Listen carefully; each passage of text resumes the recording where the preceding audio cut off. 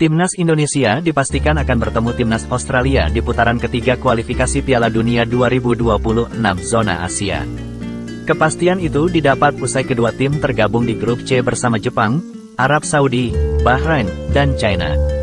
Pengundian grup dilakukan di markas AFC di Kuala Lumpur, Malaysia pada Kamis, tanggal 27 Juni tahun 2024, siang WIB. Nantinya, dua tim teratas dari tiga grup, 6 tim, berhak lolos otomatis ke Piala Dunia 2026. Sementara tim yang menempati posisi ketiga dan keempat di setiap grup akan melaju ke putaran keempat. Mengomentari hasil undian, pelatih Australia Graham Arnold menilai Jepang akan menjadi lawan terberat.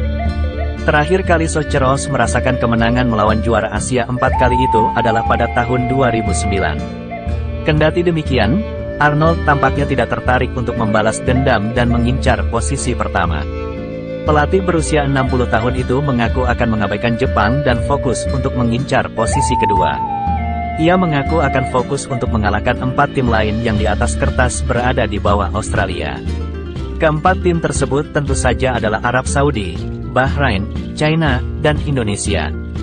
Jika Socceroos berhasil melakukannya, mereka akan finish di posisi 2 teratas dan mengunci tiket Piala Dunia 2026. Bahkan, Arnold bertekad mengalahkan Timnas Indonesia sebanyak 2 kali di laga kandang dan tandang.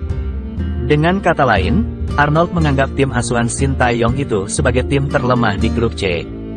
Jepang adalah tim yang bagus, tetapi yang penting, sangat penting, adalah tim-tim yang berada di bawah kami, kata Arnold.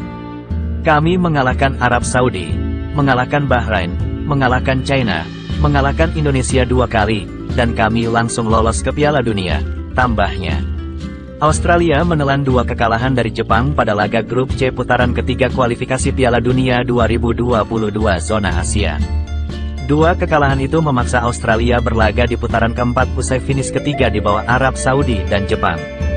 Pada akhirnya, Australia mampu lolos ke Piala Dunia 2022 usai mengalahkan Peru di laga play-off antar konfederasi. Kali ini, Arnold menegaskan tujuan timnya adalah merebut tiket otomatis tanpa melalui babak play-off. Harapan dan tujuan saya adalah lolos langsung, kata Arnold, dikutip superbowl.id dari ftbl.com.au. Tidak ada yang ingin melalui babak play-off. Tidak ada yang ingin melalui adu penalti lagi. Kami bisa pergi ke sana dan melakukan sesuatu yang kuat dan tampil baik dengan harapan memenangi setiap pertandingan, tambahnya. Socceroos akan membuka perjalanan di putaran ketiga dengan menjamu Bahrain pada tanggal 5 September. 5 hari berselang, Jackson Irvin DKK akan bertandang ke markas Timnas Indonesia.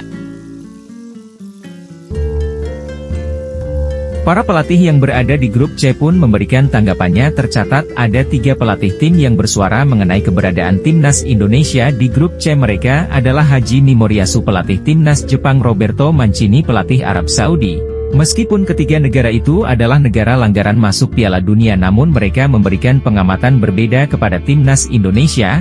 Lalu bagaimana tanggapan mereka? Dimulai dengan pelatih Timnas Arab Saudi Roberto Mancini. Mancini mengaku tak akan terkecoh dengan ranking Timnas Indonesia yang berada di posisi paling buncit. Apalagi Mancini pernah menyaksikan permainan Timnas Indonesia U23, yang saat itu dirinya saksikan. Saat berlaga di Piala Asia U23, Mancini pun tetap mewaspadai ancaman dari skuad Garuda. Roberto Mancini berdalih jika Timnas Indonesia sekarang banyak diperkuat oleh pemain keturunan Eropa. Pemain keturunan Eropa memiliki kontribusi besar terhadap prestasi sepak bola Indonesia kali ini.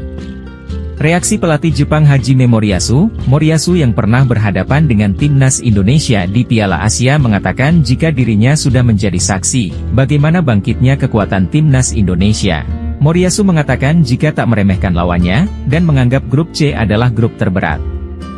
Dijelaskan pertarungan tiket di Piala Asia di zona Asia memang selalu tak mudah. Namun demikian dirinya akan berjuang untuk mercik taktik sehingga Timnas Jepang bisa lolos ke Piala Dunia. Sintayong memberikan responnya atas hasil drawing di mana Timnas Indonesia berada di grup C. Pelatih asal Korea Selatan itu mengaku senang dengan hasil drawing yang sudah keluar. Hal itu diungkapkan oleh manajer Timnas Indonesia Sumarji. Meskipun Timnas Indonesia mempunyai posisi paling rendah di ranking FIFA, Sintayong tetap optimis bisa membuat sejarah bersama tim Garuda. Di sisi lain Ketua PSSI, meminta kepada seluruh pemain Timnas Indonesia, untuk memperlihatkan kemampuan terbaik di kualifikasi Piala Dunia. Saya meminta kepada pelatih dan Timnas agar jangan kasih kendur, kata Erick Thir dikutip dari laman resmi PSSI. Apa yang ditakutkan Bahrain justru menjadi kenyataan, mereka kini berada satu grup dengan tim Indonesia, yang akan melakukan misi balas dendam atas kekalahan kelam 10 tahun yang lalu. Bahrain was-was hadapi King Indo berkaca dari memori buruk 12 tahun silam ketika Indonesia dibantai Bahrain dengan skor 10-0.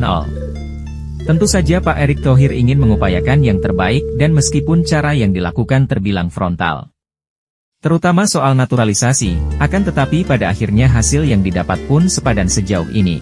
Mereka yang dinaturalisasi juga punya darah Indonesia yang mana artinya mereka bukan orang asing. Hanya orang yang lahir dan besar di luar Indonesia namun secara DNA mereka tetap orang Indonesia.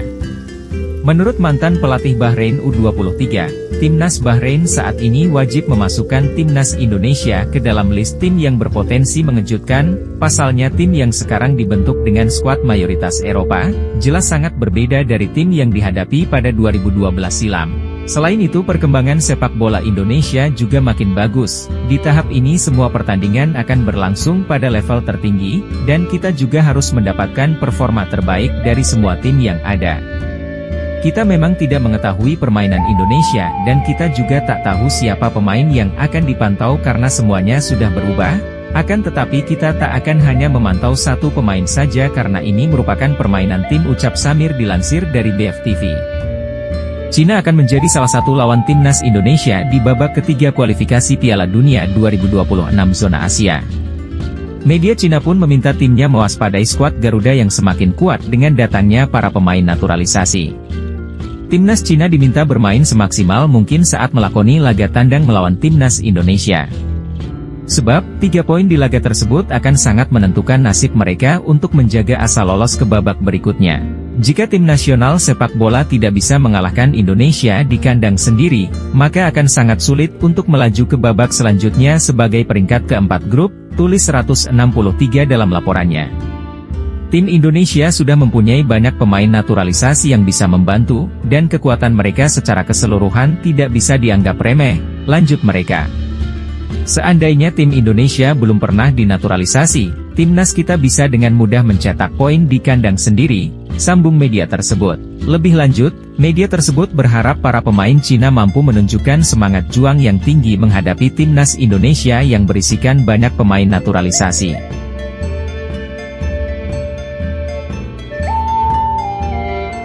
Sekian informasi sepak bola dari kami untuk hari ini, pantau terus informasi dari Bola Wave Indonesia. Dukung terus sepak bola nasional, terima kasih dan sampai jumpa.